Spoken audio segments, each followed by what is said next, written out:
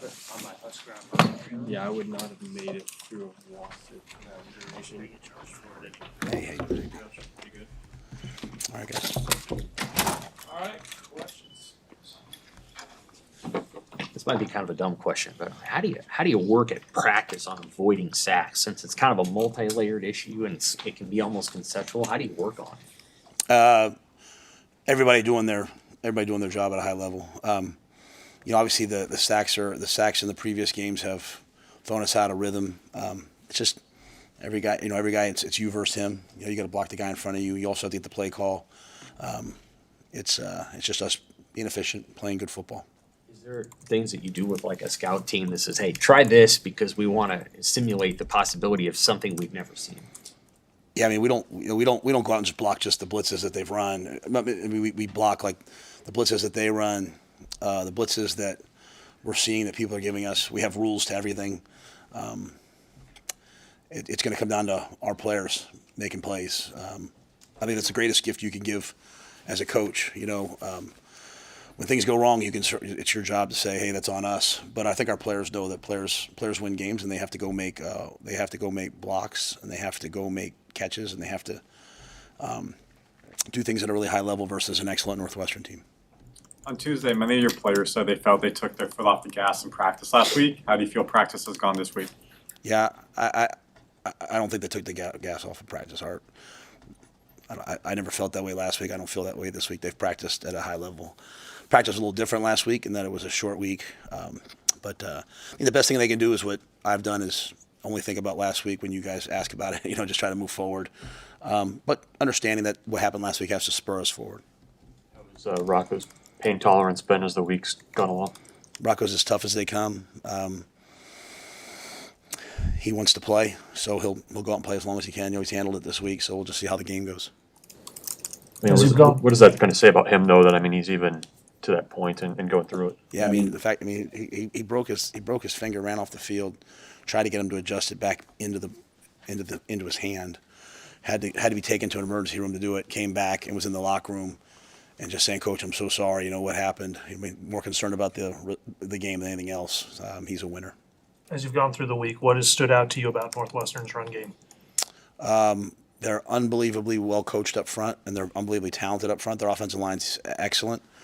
They have good run checks, and the backs make people miss. It's going to come down to our ability to get off blocks and make tackles. If we're diving at people's ankles, we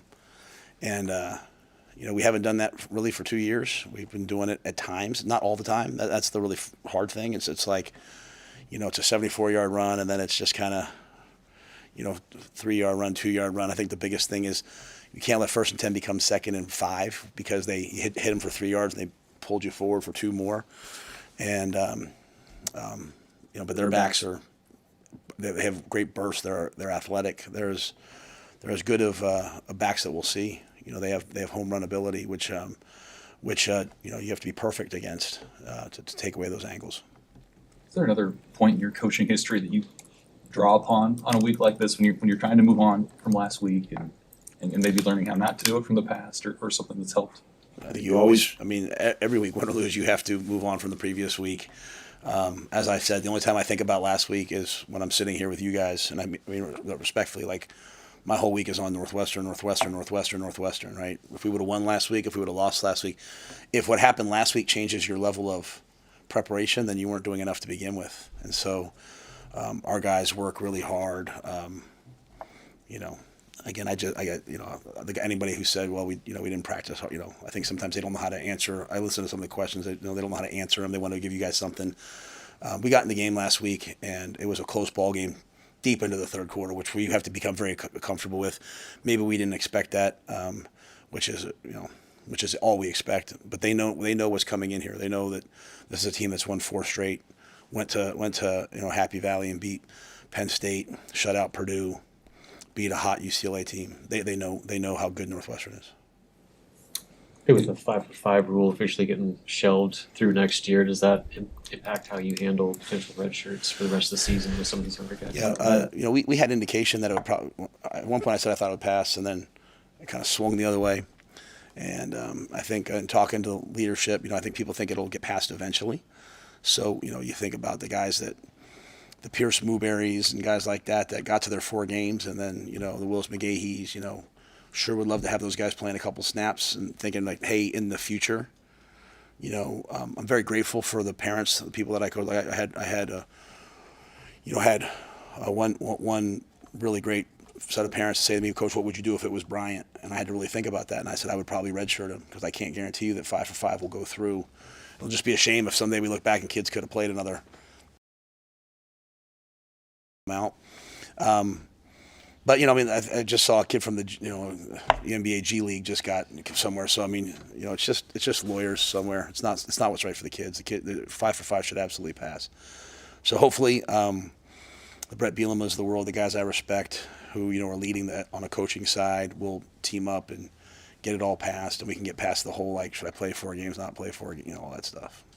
Is Malcolm Hartzog part of that conversation at all? He was. I think at the end, in the last couple of days, we've decided, or Malcolm's decided to go have surgery and try to get himself healthy.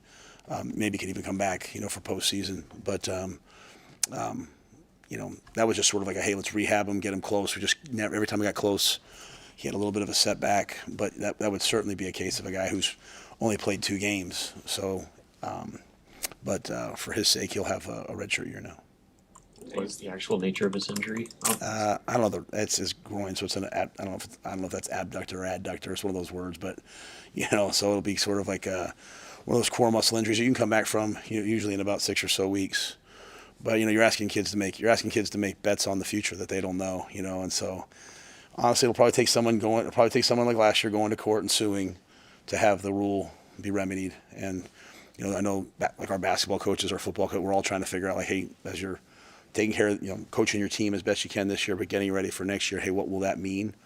So I think it'll pass at some point, but as I said, my job is to do right by every kid on this team as best I can, and all I know right now is that it didn't pass. Finality with Malcolm, does that change how you guys approach the nickel spot? And I know Sierra's been over there some. Does that kind of continue as it's been? No, we haven't had him since I think he got hurt right before they did that light show and put up his picture, so that was the last moment for Malcolm, unfortunately for him. So we've gone full board with, Sierra's the nickel, Donnie and Marshall the corners, and then Amari and Jeremiah ready to roll, and Jameer Khan got in the last game, played well, so those will be our guys, and I'm pretty sure everyone's banged up at this point of the year. Pretty sure Northwestern has some guys that are banged up. I don't know. It comes down to a war of wills and who wants to play. And so guys like Rocco, give me great V9, give me great hope. Anything else? All right, thank you guys.